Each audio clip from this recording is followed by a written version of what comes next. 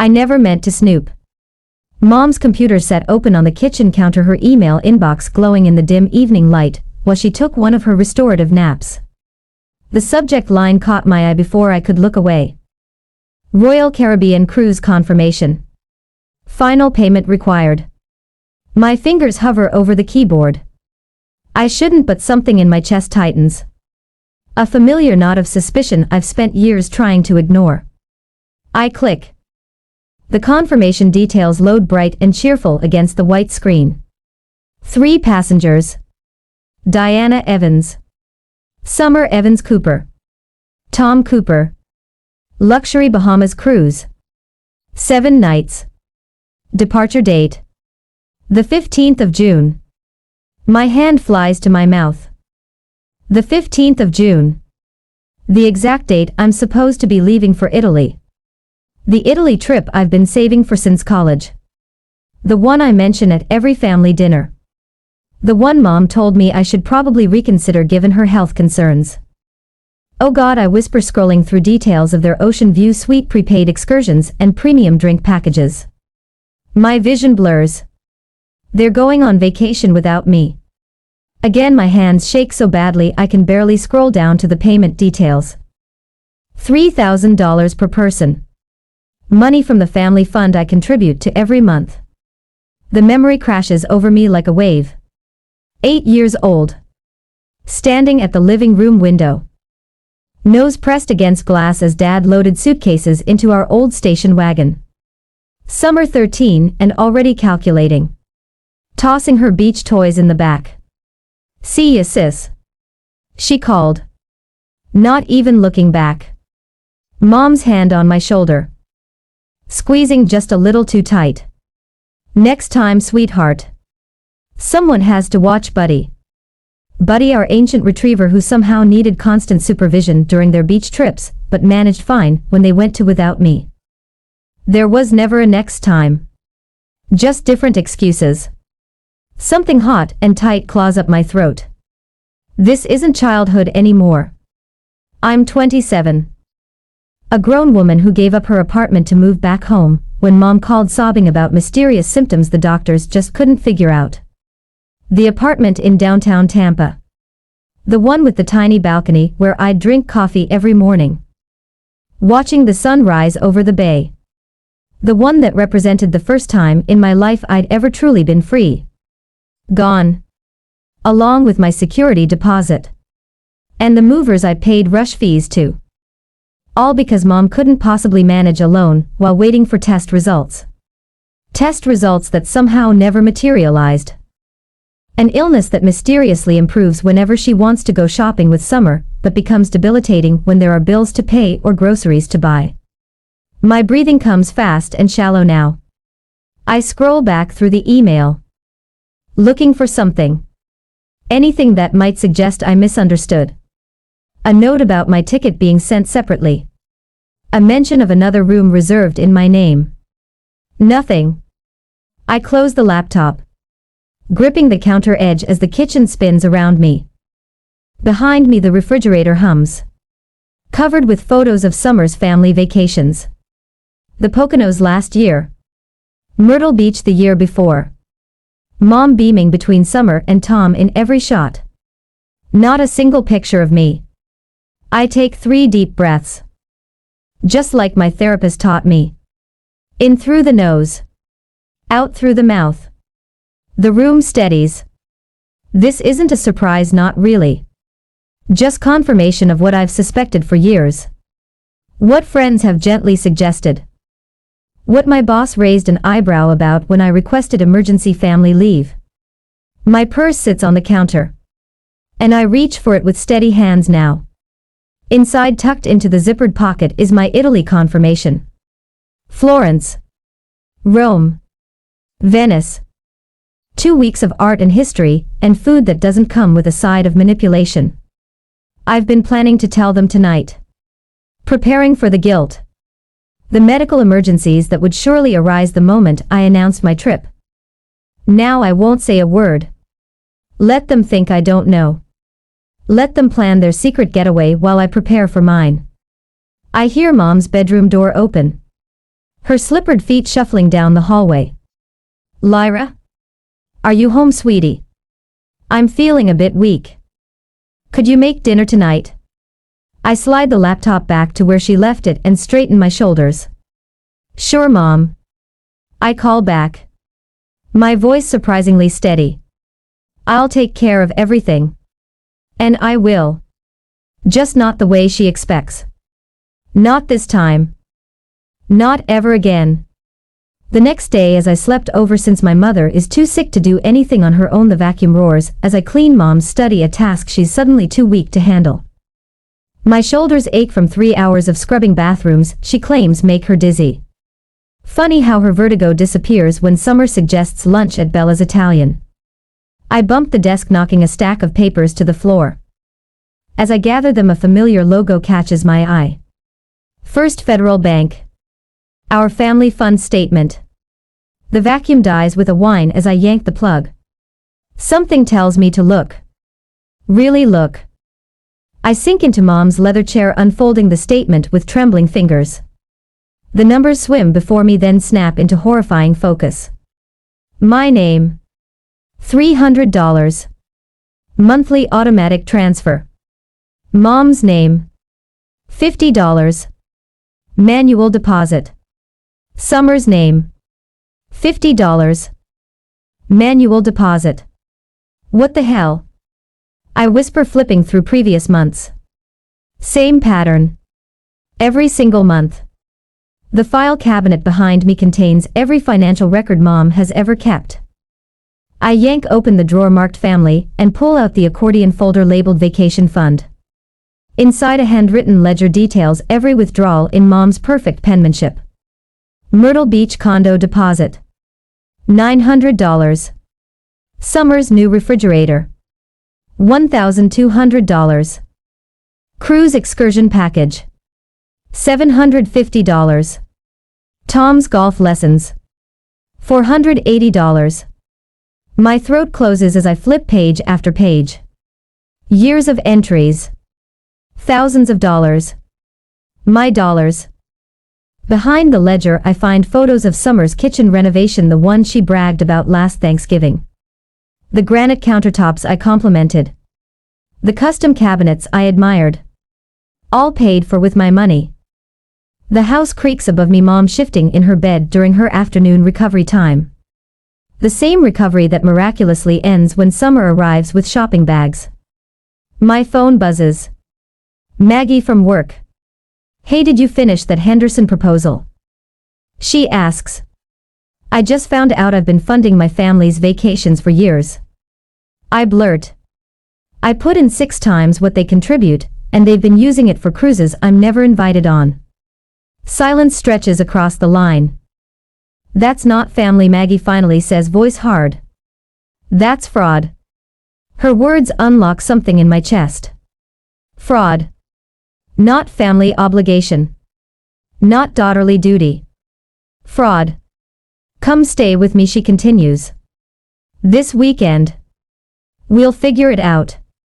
I can't, I say automatically, then catch myself. Actually, why not?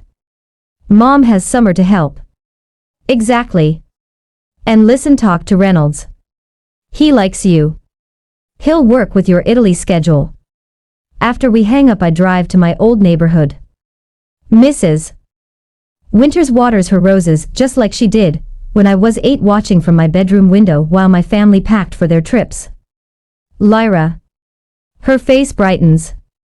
What brings you by? I settle on her porch, swing the chains creaking, familiar comfort. Mrs. Winters? Did my family often go on vacation without me when I was little? She stops watering, her expression shifting. Oh honey. I remember watching you wave from the window. Your little face. I asked your mother once why you never went. She said you preferred staying home. I was 8, I whisper. Her weathered hand covers mine. I know. Back home, Mom's car is joined by Summer's silver SUV. I brace myself as I enter. There she is. Mom calls from the dining room. We were just about to call you. The table is set with the good china mom signal for serious conversations. Summer and Tom sit side by side, her face arranged in concerned sister mode. Tom studies his water glass, unable to meet my eyes. We need to discuss finances, Mom says, patting the chair beside her. Times are tight. I slide into the seat, noticing the financial statements strategically placed by Mom's plate. The cruise confirmation nowhere in sight. Summer and I were talking, Mom continues, voice quivering with practiced worry. With my medical bills and everything else we need to pull together. Summer nods, reaching for Tom's hand. Family has to support each other in hard times. We know how excited you are about Italy, Mom says, her eyes wide with manufactured sympathy. But maybe now isn't the best time. If you could contribute what you'd spend on that trip to the family fund instead. The air thickens. My lungs strain against my ribs. I think of the ledger, the photos, the years of betrayal. What about your cruise? I ask. The room freezes. Tom chokes on his water. What cruise? Mom asks, voice too high. The Royal Caribbean cruise.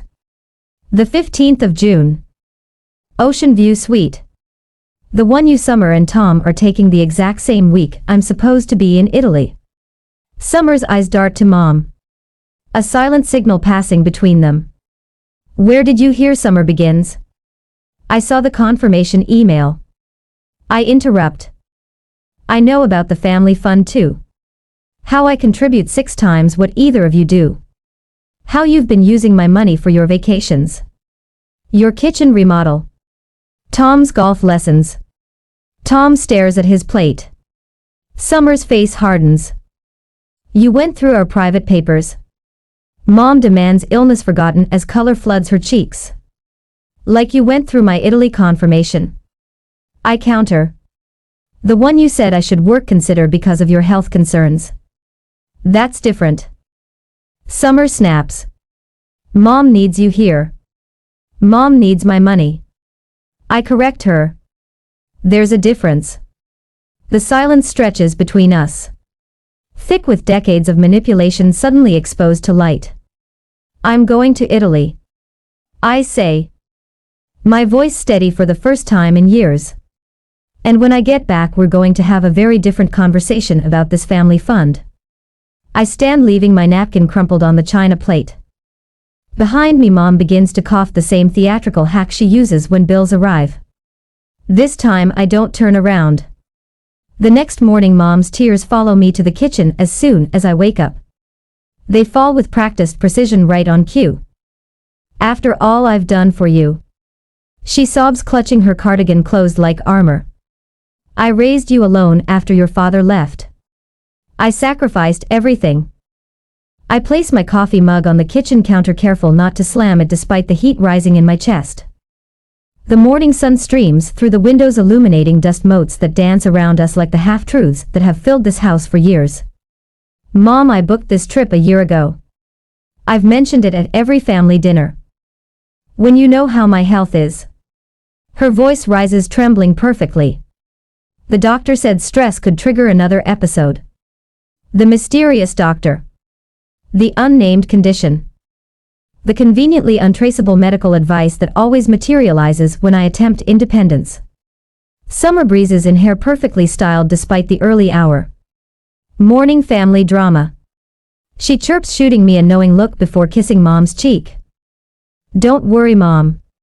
Some people are just selfish. The barb lands exactly as intended. I bite my tongue until I taste metal. I go to work without saying a word. The following day at work, my phone buzzes for the 19th time. Another group text from Mom. Having terrible pain today. Summer coming over to help since you're busy with vacation plans. Summer's thumbs up emoji appears seconds later, right on schedule. I switch off my phone and focus on the project in need to finish. Back at home, I continue packing my suitcase, methodically folding each item with precision that would make Marie Kondo proud. The bedroom door flies open without a knock. Mom's having an episode. Summer announces. Arms crossed. But I guess your precious trip matters more than family. Funny how her episodes always coincide with my plans. I say, continuing to pack. Never when you need her to babysit or help with your kitchen remodel. Summer's mouth tightens into a thin line. You've changed, Lyra. You used to care about family. I still do. That's why this is so hard.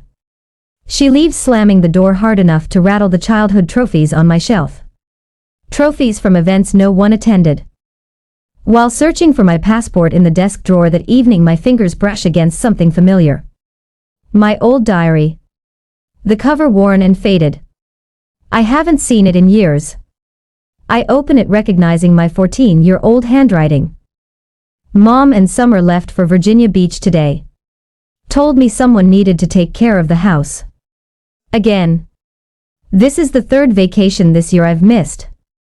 When I asked why I couldn't come, Mom said money was tight. But they bought Summer a new swimsuit yesterday.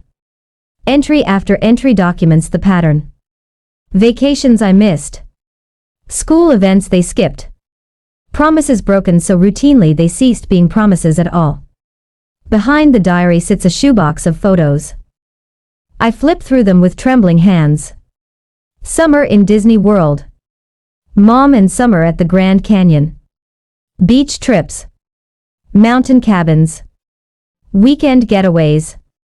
Not a single photo contains me. My phone rings. It's Dr. Levine, my therapist. How are the boundaries holding up? She asks after I describe the day's events. They're crumbling faster than I can rebuild them. Remember what we discussed about familial manipulation patterns? This escalation is actually a sign you're breaking free. They're panicking. After our call, I contact Marissa, the financial advisor I started seeing 3 months ago. I pulled together those records you requested. She says over the past 5 years you've contributed approximately $48,000 to your family's expenses, not including the family fund. That's significantly more than they've contributed based on the documents you provided. The revelation settles over me like concrete. I'm not the financial burden.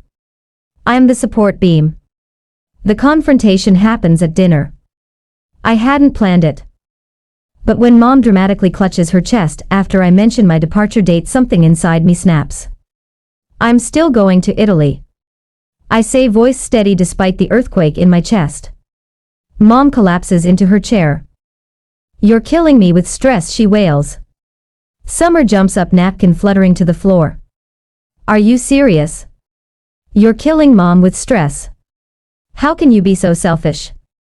Selfish. The word feels foreign on my tongue. I gave up my apartment to move back here.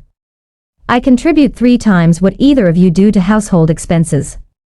I've canceled plans, taken time off work, and rearranged my entire life because Mom said she needed me. Because she does need you, Summer shouts. No, she doesn't. Not medically anyway, just financially. I take a deep breath. I'm going to Italy. I repeat.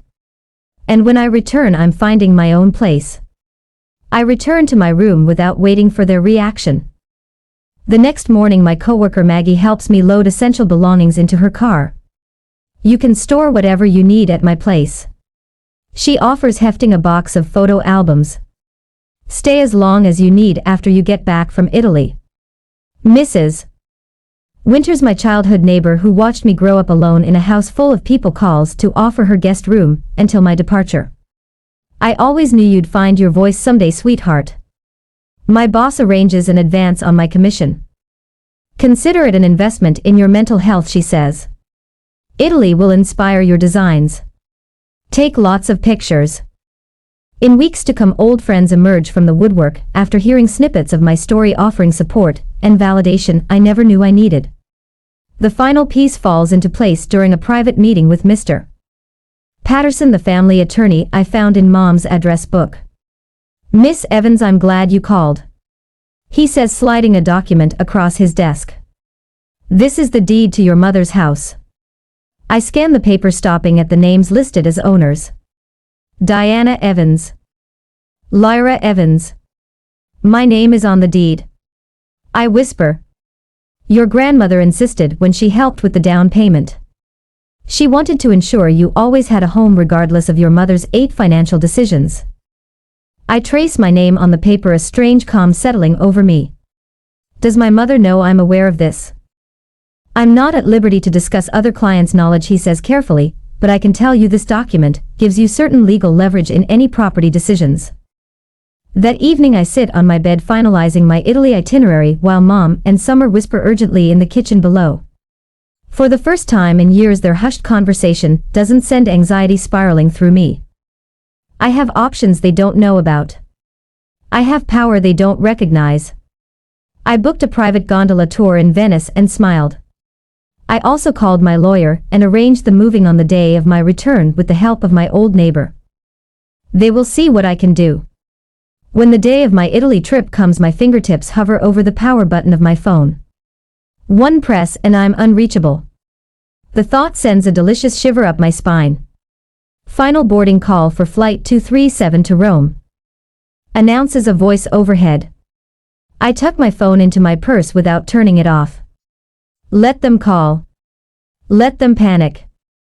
For once the thought of their distress doesn't fill me with guilt, but something lighter, brighter, something that feels dangerously like joy. The flight attendant checks my boarding pass and smiles. Enjoy your trip to Italy. I say. And the certainty in my voice surprises me. I absolutely will. As I settle into my window seat, my phone buzzes. Mom's name flashes on the screen. Then again. And again. I silence it without answering, and watch the missed call count climb to 7 before we're instructed to switch to airplane mode. Summer's texts arrive in rapid succession. Mom is beside herself. You can't just disappear like this. This isn't what family does. Call us right now. The final one lands like a slap. The cruise might be cancelled because of you. I laugh out loud, startling the elderly man beside me. I've never felt this weightless before, this unencumbered. Sorry, I tell him. Just excited. First time to Italy? He asks. First real vacation of my life, I reply. The plane accelerates down the runway, pressing me back against my seat. As we lift off, something inside me rises to a buoyant feeling that expands with every foot of altitude we gain. By the time Tampa becomes a patchwork of tiny squares below, I can barely remember why I ever felt tethered there. When the drink cart comes around, I order champagne. Celebrating something. The flight attendant asks as she hands me the plastic flute. I raise it in a solitary toast. My independence. At 30,000 feet, I'm finally free. Back in Tampa, my absence creates exactly the chaos I anticipated. Between naps and movies, I check my emails to find one from Maggie at work. Your mother called claiming you're having a mental health crisis, she writes. Don't worry, we told her you're on approved vacation and perfectly fine. Boss says enjoy every minute. I scroll through Facebook to find Summer's thinly veiled attack. True family stands together through thick and thin. Loyalty isn't something you can just abandon when it's inconvenient. Family first. Disappointed but not surprised. After I arrived in Italy, 3 of Mom's bridge club friends have left voicemails, their concerned tones barely masking their nosiness. Your mother is just so worried, dear, says Mrs. Henderson. Perhaps you could call her. Family is all we have in this world. Family. As if that word justifies everything. I open Instagram instead and post my first vacation photo. Me standing outside Rome's Colosseum. Sunlight catching my hair. Shoulders back, chin high. No filter needed. First stop on my Italian adventure, I write. Dreams don't wait for permission. The likes and comments flood in immediately. You look radiant, Maggie. About time you did something for yourself. Mrs. Winters. This view is everything. More pics, please. My college roommate. Each notification feels like vindication. Each supportive comment like a hand at my back steadying me. When I check Facebook again that evening from my charming hotel room, Summer's point by. Family first. Post has backfired spectacularly. People who've watched from the sidelines for years are finally speaking up. Funny. I never see Lyra in any of your vacation photos. Writes my high school friend Teresa. Didn't you just post about booking that cruise last month? Asks mom's neighbor. The community that once enabled their behavior through silence is finding its voice. And what they're saying sounds a lot like we see you now. Before bed I send a formal email to Mom Summer and our family attorney. The subject line reads withdrawal from family fund. Effective immediately. The body is brief but devastating. This letter serves as formal notice that I am withdrawing from the Evans family fund. I have removed my name from all joint accounts and ceased all automatic payments to household expenses. My financial obligations to this arrangement are hereby terminated. For questions please contact me through Attorney Michaels. 10 Bless. I attach documentation of my signature removal from the accounts which I arranged before leaving. The final blow. Confirmation that the last automatic payment transferred yesterday. Without my contribution they're several $1,000s short for through cruise, so they have to give it up. I sleep better that night than I have in years. Dreaming of Florence's domes and Venice's canals while somewhere across the ocean my mother and sister face the financial reality I've lived with for so long. Actions have consequences. For the first time those consequences aren't mine to bear. Upon returning the airport bustles with reunions. But the one waiting for me isn't genuine. I spot them immediately. Mother slumped dramatically in a wheelchair. Summer hovering beside her with rehearsed concern. My shoulders tighten. After 2 weeks of Italian freedom the sight of them pulls at old strings they think still control me. Lyra. Summer rushes forward, eyes swimming with manufactured tears. We were so worried. Mom's been sick with anxiety since you left. Mother reaches weakly for my hand, her grip surprisingly strong for someone supposedly unable to walk. Sweetheart, I'm so sorry about everything. We've had time to think while you were gone. I allow the hug, noting how quickly Mother's voice shifts from frail to firm. But we need your help with the mortgage payment. The bank called yesterday, and without your contribution to the family fund. The words wash over me like waves against a seawall built during my time away. I check my watch and smile. My taxi should be here, I say, stepping back from their embrace. Summer's expression falters. Taxi.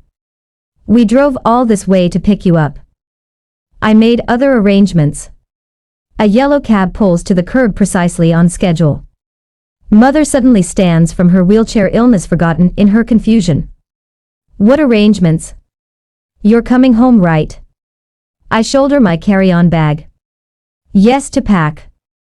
The drive to the house passes in blessed silence, my family following in their car. When we turn onto our street, Mother gasps from the back seat. A moving truck sits in the driveway, 2 professional movers already carrying boxes from the house. What have you done? Summer demands as we exit our vehicles. I pull the legal notice from my purse. What I should have done years ago. Inside the living room has transformed into command central. My attorney's assistant nods professionally from her position by the dining table, stacks of documents organized before her. Mrs. Winters sits primly on the couch, her presence making Mother step back in surprise. You remember our neighbor from Cherry Lane? I say. She's been quite helpful, remembering all those times you went on family trips without me. This is ridiculous, Mother sputters. Whatever you think. I open a manila folder that was hidden in my room. These are the bank statements for the family fund showing my monthly contributions of $300 compared to your $50. I place it on the coffee table, then add another. Here's the documentation from your doctor confirming no diagnosis for the mysterious illness that kept me trapped here. Summer's face pales. You had no right to. And these, I continue, placing a printed stack of text messages between them, are the conversations between you two about, and I quote, keeping Lyra on the hook so I'd continue paying bills while you planned vacations. Mother's face hardens, the mask of fragility dissolving completely. You ungrateful child. After everything I've sacrificed. You sacrificed nothing. My voice doesn't shake anymore. These bank records show who supported whom for the past 3 years. I paid 70% of household expenses while you claim to be too ill to work. I stand tall in the center of the living room feeling a curious lightness. The movers continue efficiently transferring my belongings to the truck. The mortgage payment notice on the counter is due next week. You'll notice my name isn't on it anymore. I slide the home sale agreement across the table. I'm selling my portion of the house, as is my legal right as co-owner. The proceeds will fund my new condo. Mother lunges for the papers, but my attorney's assistant smoothly intercepts them. You can't do this. Summer shrieks. Where are we supposed to live? How will we afford anything? The same way other adults do, by supporting yourselves. I retrieve the final document from my bag. I've also removed myself from all shared accounts and credit cards. Effective immediately. Mother's carefully constructed appearance crumbles. Her face contorts with genuine rage, eyes glittering with fury rather than tears. You think you're so clever. She hisses. You've always been selfish, just like your father. Always putting yourself first. Summer steps between us. Mom, don't say things you'll regret. We can fix this. Her voice shifts to the wheedling tone I recognize from childhood. Lyra, be reasonable. Family supports each other through hard times. This isn't family, I say quietly. It's exploitation, and I'm no longer available to be used. The doorbell rings. Mrs. Winters opens it to reveal 3 neighbors I've known since childhood. They've come with casseroles, thinking Mother truly ill. A story. Summer apparently spread to explain my absence. Perfect timing, I say, gesturing them inside. Mother was just explaining how her health crisis was fabricated to manipulate me. Summer whirls on Mother. You told me the doctor confirmed your diagnosis. And you told me Lyra agreed to fund your kitchen remodel. Mother snaps back. The neighbors exchange uncomfortable glances as the family dynamic unravels before them. I sign the final paperwork my attorney's assistant presents, while my mother and sister continue their accusations. When the last box is loaded, I take one final look around the house that was never truly a home. Summer is crying now, real tears of panic rather than manipulation. Mother sits rigidly on the couch, already calculating her next move without me as a resource. I walk out with my head high, not looking back at the glass house of lies shattering behind me. The morning sunlight streams through floor-to-ceiling windows, painting golden patterns across polished hardwood floors. I stretch lazily in my reading nook, savoring the ocean view from my beachfront condo. 1 year since I walked away, and sometimes I still catch myself waiting for the familiar weight of anxiety to settle on my shoulders. It never comes. My design portfolio sits open on the coffee table, pages filled with successful projects and glowing client testimonials. 3 new commercial contracts came through last week. Turns out people respect you more when you respect yourself. Look at you all, fancy and successful, Maggie teases during our weekly video call. She's become my closest friend, the one who helped me move when everyone else believed my mother's stories. I laugh, turning my laptop to showcase the travel map hanging on my wall. Next month, Greece. Then maybe Spain. In the fall. Colorful pins mark completed journeys: Italy first, then Portugal, France. Each one a promise kept to myself. Below the map hangs a framed photo from my housewarming party, friends raising glasses. Genuine smiles all around. Not a fake expression among them. Your investment account statement arrived. Maggie reminds me. How's the former family fund doing? Growing steadily. No mysterious withdrawals. Imagine that. The mailman delivers an envelope that afternoon. Inside, a birthday invitation for my niece Emma. Summer's handwriting loops across the bottom. Family should stick together. Mom misses you. The old Lyra would have dropped everything, rushing back into their orbit with apologies already forming. The new Lyra orders a beautiful dollhouse online, writes a warm card to Emma, and makes a reservation at a restaurant near Summer's neighborhood. Public places prevent private manipulations. My therapist calls it progress. You're building relationship terms that work for you, she says during our monthly check-in. We focus on my future now, not endless cycles of family fixing. New traditions fill my calendar. Sunday brunches with neighbors. Monthly book club at the local library. Weekly video chats with friends scattered across the country. My mother still calls occasionally, her voice slipping into familiar patterns of need, but I've learned to recognize the undertow before it pulls me under. Last month a young designer at work confided about her controlling parents. The words tumbled out: guilt, obligation, sacrifice, so familiar they could have been my own from a year ago. You don't have to set yourself on fire to keep others warm. I told her, sharing resources that helped me. The relief in her eyes mirrored what I see in my journal entries from the past year, a record of growing peace. Today Thanksgiving fills my condo with warmth and laughter. Friends and neighbors crowd around my dining table, passing dishes family style. The chair I once would have left empty waiting for a reconciliation that never came holds Mrs. Winters, her silver hair catching light as she chuckles at someone's joke.